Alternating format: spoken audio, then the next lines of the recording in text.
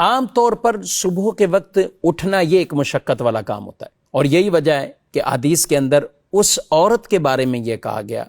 کہ اللہ رحم فرمائے کہ جو اٹھے اور اپنے شوہر کو اٹھائے نماز کے لیے، اور اس مرد کے لیے کہا گیا جو خود اٹھے اور اپنی بیوی کو نماز کے لیے اٹھائے۔ یہاں تک کہ اگر انہیں اٹھنے میں کوئی دشواری آ رہی ہو تو کہا کہ پانی کے چند قطرے چھینٹے ہی نہ کیوں نہ مار دیں،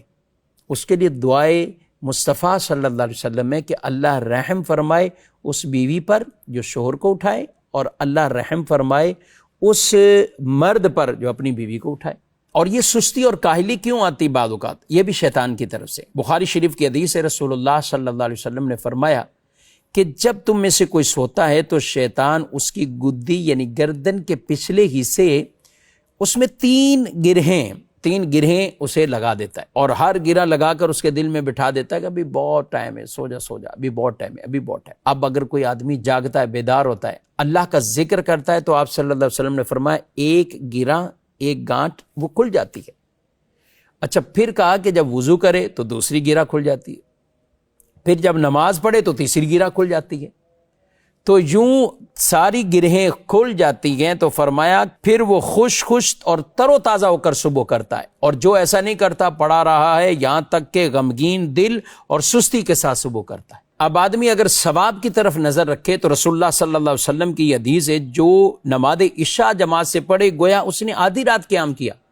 اور جو فجر جماعت سے پڑھے گویا پوری رات اس نے قیام کر لیا۔ ایک تو مطلب اس کا یہ کہ آدھی رات یعنی عشاء کی وجہ سے آدھی رات کا ثواب ملا، عبادت کا ثواب، اور فجر کی وجہ سے آدھی کا ملا، تو یوں پوری رات۔ اور یہ بھی کہا گیا کہ عشاء کا ثواب آدھی رات اور فجر کا پوری رات، کیونکہ فجر میں اسے بیدار ہونا، جاگنا، تو یہ اس سے مشقت والا کام ہے۔ عام جاگ رہا ہے، روٹین میں نماز ہے تو نماز پڑھ لیتا ہے، لیکن مشقت زیادہ کب آتی ہے کہ جب نیند سے اسے اٹھ کر نماز پڑھنی ہو۔ اور یہ یاد رکھیں ناظرین کرام، ہم بڑے شہروں کی بات کریں، کراچی میں تو کئی لوگ راتوں کو جاگتے رہتے ہیں، اچھا اتنا جاگیں گے کہ فجر کے قریب آ کر سو جائیں گے۔ اور یہ یاد رکھیں کہ اس وقت سونا کہ جب آدمی کو یہ غالب گمان یا یہ اندیشہ اس کا کہ فجر کی نماز چلی جائے گی، تو اب اسے سونے کی اجازت نہیں ہے۔ اب اتنا جاگ لیا تو اب انتظار ہی کرو تاکہ فجر کی نماز کو ادا کرو۔ لیکن اگر کوئی شخص یہ ہے کہ جسے پتہ ہے بیدار ہو جاؤں گا، جاگ جاؤں گا، الارم ہے، کچھ اور ہے، گھر والے یا گھر کا ماحول ایسا ہے کہ اٹھا دیں گے، تو ٹھیک ہے، پھر آرام کرنے کی اسے اجازت ہے، لیکن اس کو بالکل خیال اس کا رکھنا وہ بہت اہم ہے اور بہت ضروری ہے کہ کب اسے سونا، پھر رات میں بلا وجہ ایسی مصروفیات پال لینا۔ اچھا، جو لوگ عموماً رات پوری جاگ کر بھی فجر پڑھ لیتے ہیں، تو ایسے اشخاص سے پھر ظہر کی نماز کے بارے میں یہ خطرات ہو جاتے ہیں، کیونکہ جب بھی انسان سوتا ہے پھر کوئی نہ کوئی نمازیں اس کے بیچ میں آتی ہیں۔ تو اس لیے اللہ پاک نے جو نظام ایک رکھا ہے، سبحان اللہ، رات سونے کے لیے، وہ تو اتنی بڑی رات ہے، سردیوں میں کہیں تو اور طویل یہ راتیں ہیں